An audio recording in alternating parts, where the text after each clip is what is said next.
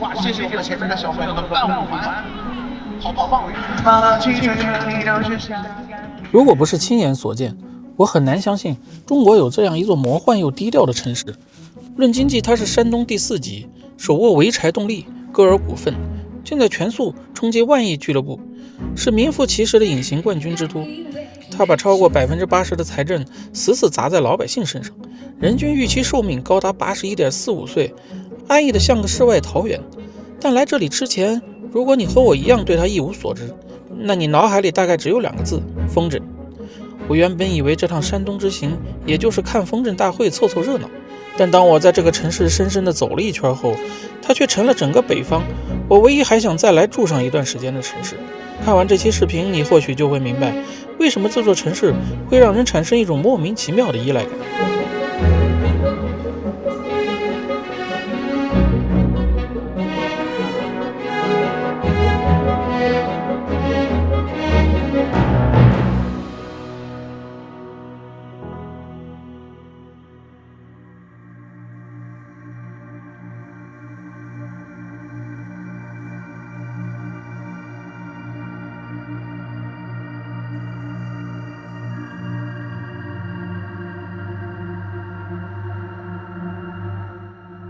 如果要寻找潍坊文化最核心的节点，那一定是在青州，而青州龙兴寺的佛造像，则是你这辈子绝对不能错过的艺术神迹。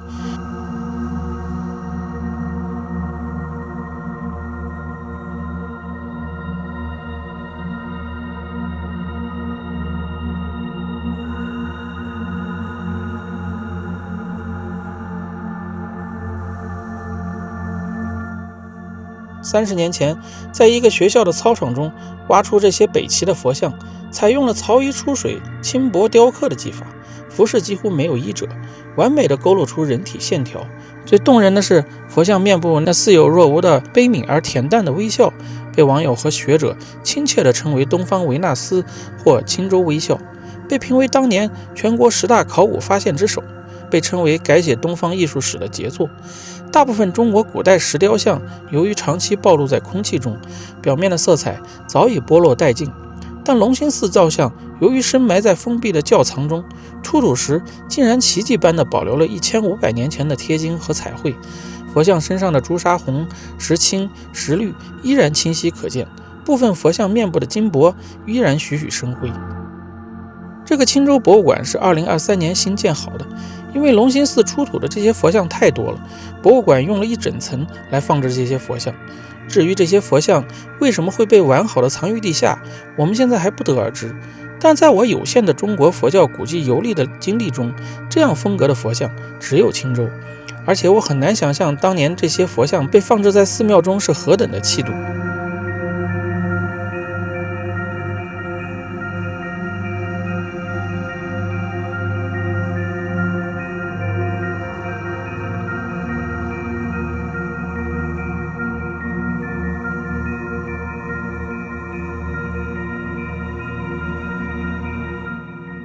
总之，我想这个博物馆可能不只是青州、潍坊，而是整个长江以北最值得一看的佛教艺术品。这个重要程度一点不亚于大同的云冈和洛阳的龙门。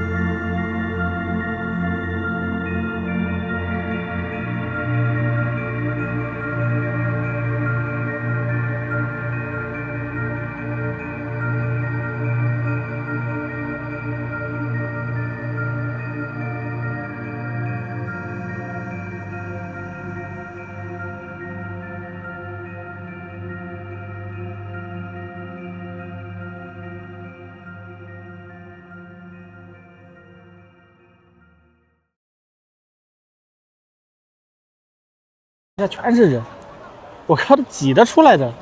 这不是周末啊，这是个周4的晚上，晚上都没到6点多。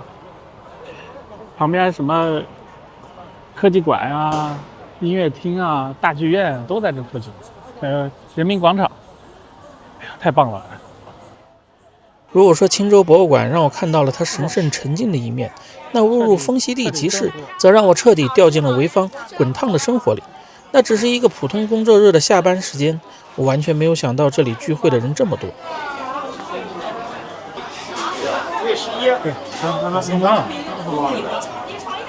这就在这惊人了。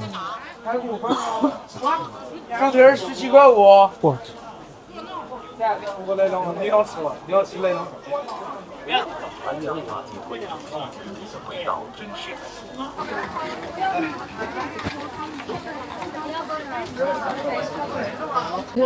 这个海鲜饼，哎，不是土豆饼啊，什么菠萝啊，不是什么萝卜啊，什么都在里面，加了个鸡蛋，7块，还可以。在吃了一个极度满足的土豆饼和一份冰沙后，我被这里物美价廉震惊了。在这里2个人使劲吃，可能都花不到100块钱。更绝的是，夜市里不仅有小吃，甚至还有高规格的现场演出，还有开演的，还有人维持治安呢，太棒了！这个地方，这个无人机新规也没人管啊，我看这无人机照样飞。要么就是人间神奇了。坐下，来走吗？可以坐下，地都是挺干净的，咱们都是清洗过的啊。坐下就可以，没事，非常干净。啊，前头咱们可以稍微坐下一点，对，特别的坐下就行。对。然后接下来仍然是一首关于爱情的一首歌。今天我来的时候，我说今天不让去，我唱的都是爱情的歌。他们说能不能唱一个分手快乐？我说我怕现场所有的好朋友们都骂我，所以说我接下来仍然是一首爱情歌曲，叫《我爱你不问归》。我唱什么？我不爱你。来吧，一首《我爱你不问归期》送给大家。夜市唱会，最后坐下，坐。OK。音乐响起的瞬间，整个现场的气氛被直接推向了高潮，和我在济南逛连环夜市的心情一模一样。在人堆里挤来挤去，我不仅没有烦躁，反而深深地被本地人那种幸福感所感染。这种自发内心的放松、不紧不慢的氛围，真的不是每个城市都有的。直到这一刻，我才由衷地觉得，潍坊，我来得太值了。1、2、3、4，非常的有节奏感啊！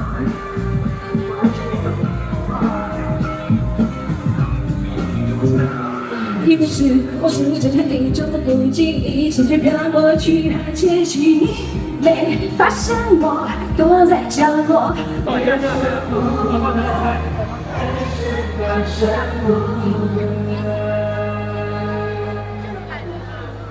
山东啊，晚上这个夜生活啊，真的是，我刚从那边那个夜市出来，我住的这个地方，哎，我都不知道这叫什么。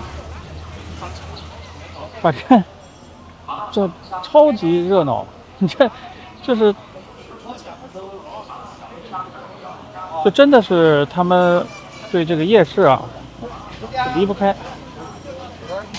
你看，这做一大排，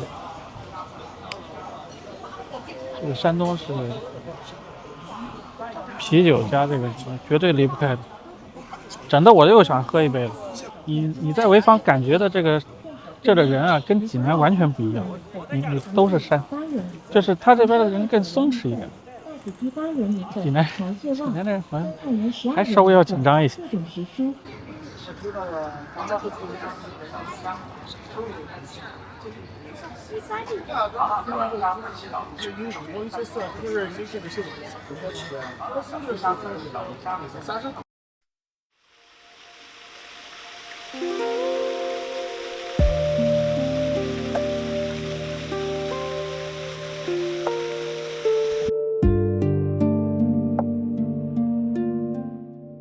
我走进了老潍县的石户园，一进门，我整个人都愣住了。这真的是山东吗？作为一个北方人，逛江南的园林从来不在我山东的计划里，但石户园却把清代县令郑板桥口中那句“潍州原来是小苏州”的诗意做到了最极致的具象化。它是中国北方保存最完整、最具代表性的袖珍私家园林，紧凑、对称、端庄，20多个院落四通八达。原主人为了致敬苏州拙政园的沧浪亭，特意建了一座精巧的小沧浪。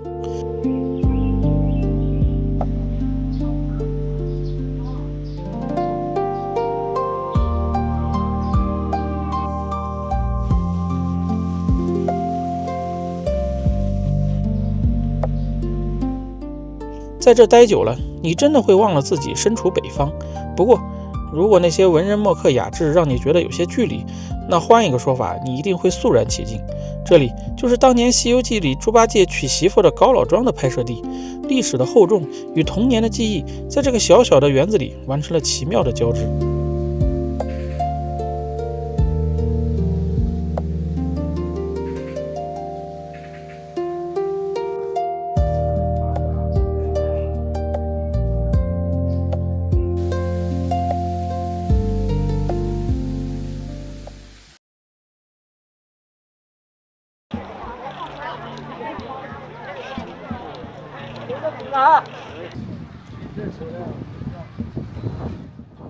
老实说，到风筝节现场的时候，我是有些失望的。人潮拥挤，甚至有些杂乱，一些有气无力的风筝挂在天上，我心里犯嘀咕：就这？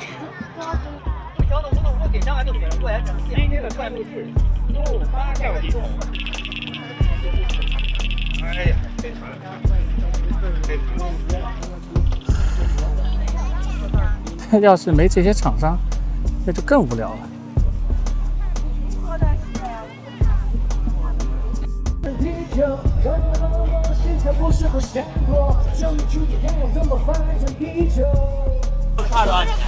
就在这儿拍，就来个这个饼，来饼了，我稍微一等啊6块是吧？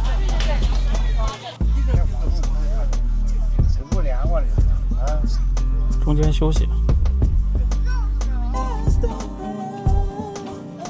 不是情人，我感激你对我这样的。脱掉腰上的衣裳，几次在澳洲。潍坊的魅力往往藏在你不抱期待之后。到了下午，风起了，人越来越多，无数巨大的、匪夷所思的庞然大物在天空中舒展开来。当我误打误撞地混进外国参赛团的那一刻，我彻底被震撼了。站在这些几十米长的巨型风筝底下，抬头上看，跟在远处看完全是两个世界。那一刻，你仿佛置身于一个巨大的抽象梦境中，天空中飞着各种克苏鲁的怪物。我突然理解，为什么每年都有那么多外国人不远万里、远渡重洋要跑到山东来放风筝。因为只有当这种极致的、不设限的想象力聚集在一起的时候，成年人那些被压抑的快乐才能得到最彻底、最纯粹的释放。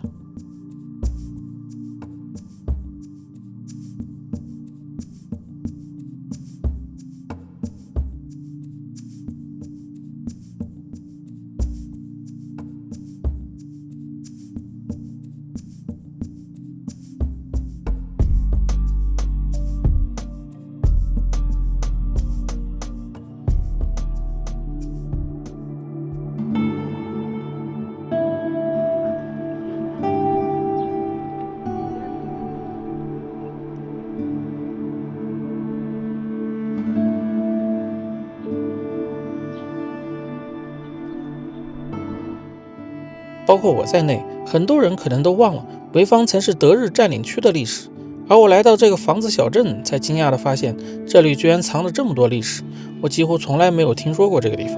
建的1905年建的牧师的房间啊，住的，然后现在就放在这儿杂草丛生了，没人也不让看，没人打理了，这全是草。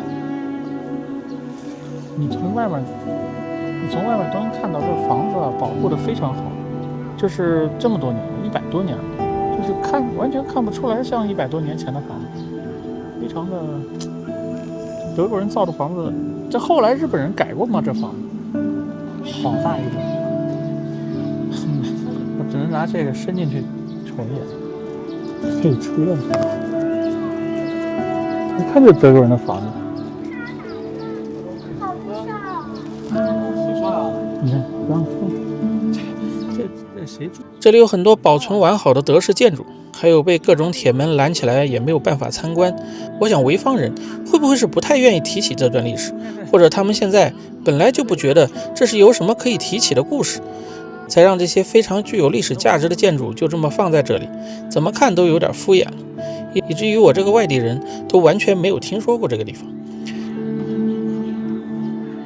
这狗都比我煽情，我还没见过日本坦克。这小坦克，你看这皮儿薄的，是，这德国人看不上日本人，这拿铁糊上的。这俄罗斯人的坦克都一炮一个。房子小镇建于清末德战时期。1898年，德国为开采房子煤矿，改线修建交际铁路，并建成了房子车站，在此修筑洋房、矿产、营房，形成殖民据点。1914年一战后，日军接管矿区和街区，扩建日式建筑，大肆掠夺煤矿资源。而1922年，我国民意收回路矿。抗战时期，此地再度被日军占用，与物资搜刮。新中国建成后，老建筑陆续改为供销社、商铺、铁路用房，留存70、80年代的市井风貌。1984年，交际铁路改线，老站停运，老城得以完整保存。如今作为全国重点文物，成为影视取景地和历史文旅小镇。在全国大拆大建的历史车轮下，我都不知道还有哪座城市能原封不动的把一整个老生活区的建筑全部保存下来，所以也就有了南来北往里面的故事。这里面早已经没有人居住，但你们看这些细节，的确能瞬间拉回到40、50年前。我是80后，还依稀对这些建筑风格有些印象，但现在的孩子们可能就只能把它当文物来看待了。不过有一说一，这里真的是拍年代剧的好地方。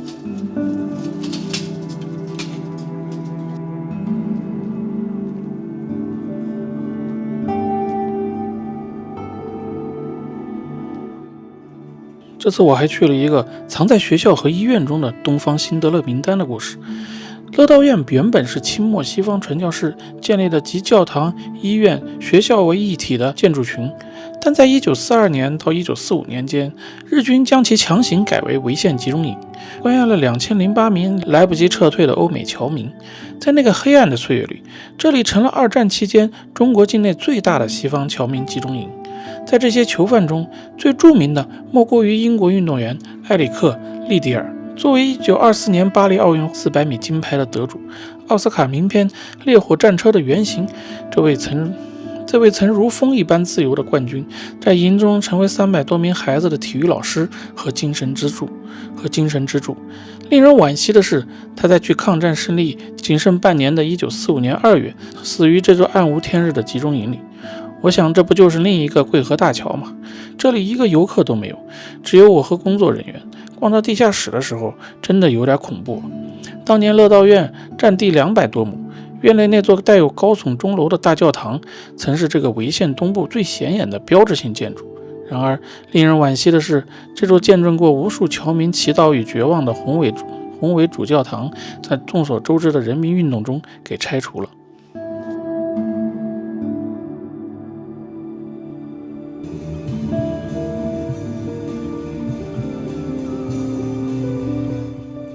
这就是潍坊，一座我很奇怪也无法被轻易定义的城市。在这里我谁也不认识，但从我踏入这片土地开始，总有一种莫名其妙的亲切感包围着我。